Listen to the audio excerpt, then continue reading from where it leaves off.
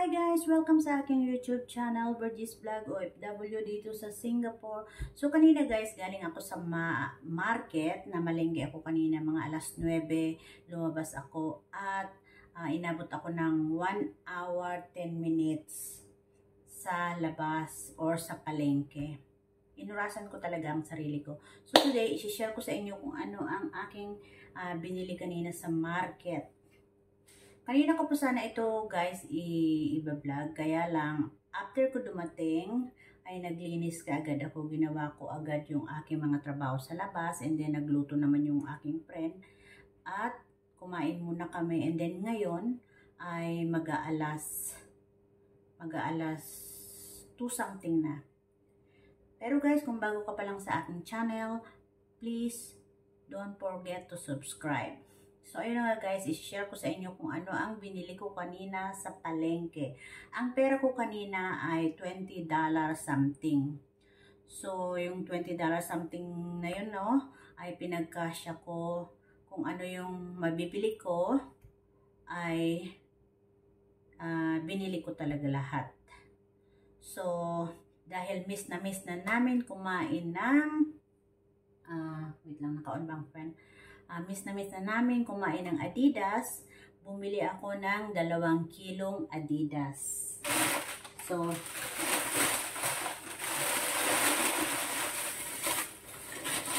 eto siya guys, yung 2 kilong Adidas. Na, alam niyo ba kung magkano ang 1 kilo nito? Ay $6. Ayan, malinis na siya at medyo malalaki. Malalaki yung ano niya, matataba. Yan. So, 2 supot ito, which is 2 kilo. Ayan, 2 kilo. Oops, nalaglag yung aking plastic.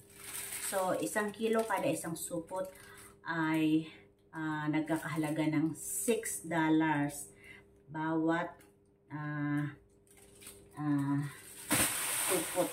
So, yun ay nagkakahalaga ng 200 something, 246 yata. Oo, 246 yung isang supot na ganito. Kasi ang rate dito ngayon ay $1 is 41 pesos.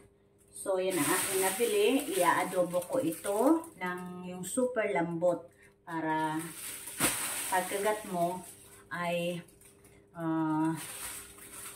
bone na lang ang matitira. So, yan ay nagkakahalaga ng $12. Tapos, ito naman, papaya. Bumili ako, actually, 2 ang binili ko. Kaya lang, ang yung isa ay niluto na ng aking friend for pananghalian namin. So, ito yung papayang niluto niya sa aming pananghalian. So, masarap naman siya. Medyo maanghang. Tapos, Indonesian recipe kasi ito. Dahil Indonesian yung kasama ko. So, niluto niya Indonesian style. So, 2 nga ito. Ang halaga naman nito ay $4.50 sa 2. So, itong papaya na to, 2 piraso ay 186 pesos na kumbaga sa atin. So, tapos meron akong nakitang saging. Ang saging, yung press na saging, yung hindi ganito ang balat. Yung hindi ganito ang balat, yung press pa. Ang 1 kilo ay $4. $4 ang 1 kilo. So, naghanap ako ng medyo mura dahil ito, okay pa naman siya.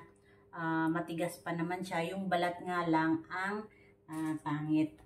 Ayan o, medyo matigas pa nga eh. Oh.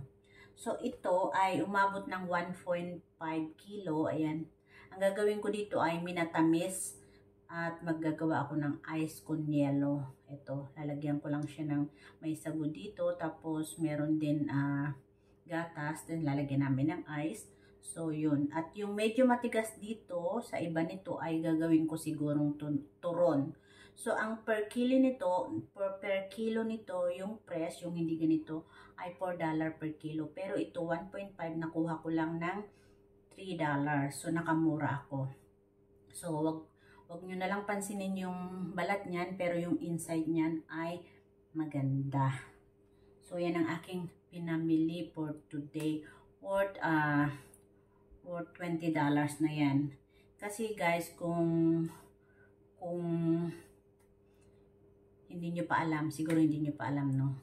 Dito sa bahay ng amo ko, kung ano yung pagkain nila, syempre kakain muna yung amo. Then after nila kumain,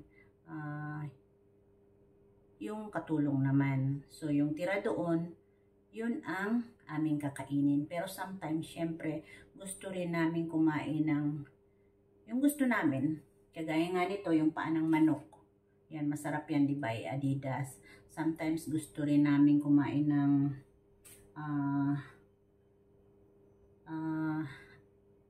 turon. Yan, ito. Turon. Pang turon. O, kasi ano lang naman ang naan dito, always biscuit. O kung hindi naman, lagi na lang Indomie. Ayan, Indomie guys. Kung hindi ka didiskarte ng kagaya nga nung niluto ko nung isang araw, nagsinigang na hotdog ako with tokwa. Yun ang aming pananghalian hanggang gabihan na yun. Kung hindi, Indomie ang kalalabasan ng aming lunch or dinner. Kasi minsan out sila, ay wala kaming food. So, yun lang guys ang aking ma-share today. And after this, ako ay magluluto na ng adobo dahil papalambutin ko yan ng super lambot. Siguro more than 1 hour ko yan iluluto and then itatago ko sa Tupperware. And then uunti-untiin namin ng kasama kong Indonesian. Yung pinang market ko nito, yung nagastos ko dito ay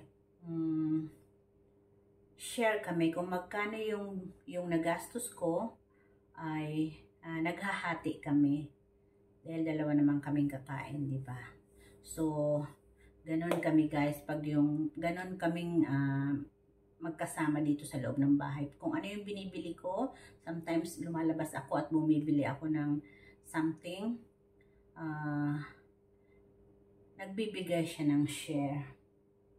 So, itong isang papaya na to ay siguro ay ititinola ko with yung paa, yung Adidas. Magtitinola ako ng Adidas na tinolang Adidas. Pwede rin naman yun, di ba? Nagsinigang na hotdog nga ako eh. So, yun lang guys, and thanks for watching. Huwag niyong kalimutan mag-subscribe, like and share. And salamat sa support. Salamat sa support nyo lagi. Hindi ko na kayo maisa-isa. Basta thank you sa inyong support. Bye everyone!